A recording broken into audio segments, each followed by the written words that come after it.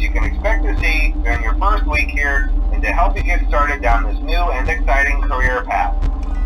Now, I want you to forget anything you may have heard about the old locations, you know. Some people still have a somewhat negative impression of the company.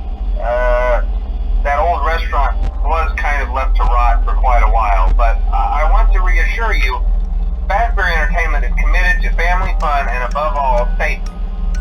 They've spent a small fortune on these new animatronics. Facial recognition, advanced mobility, they even let them walk around during the day. Isn't that neat? But most importantly, they're all tied into some kind of criminal database so they can detect a predator a mile away. Heck, we should be paying them to guard you. Now that being said, no new system is without its kinks. You're only the second guard to work at that location. The first guy finished his week but complained about conditions.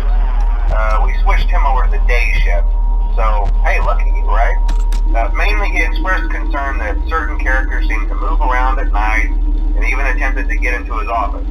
Now, from what we know, that should be impossible. That restaurant should be the safest place on Earth. So while our engineers don't really have an explanation for this, the working theory is that the robots were never given a proper night mode. So when it gets quiet, they think they're in the wrong room. So then they go try to find where the people are, and in this case, that's your office. So our temporary solution is this. There's a music box over by the prize counter, and it's rigged to be wound up remotely. So just every once in a while, switch over to the prize counter video feed and wind it up for a few seconds. It doesn't seem to affect all of the animatronics, but it does affect one of them. And as for the rest of them, we have an even easier solution.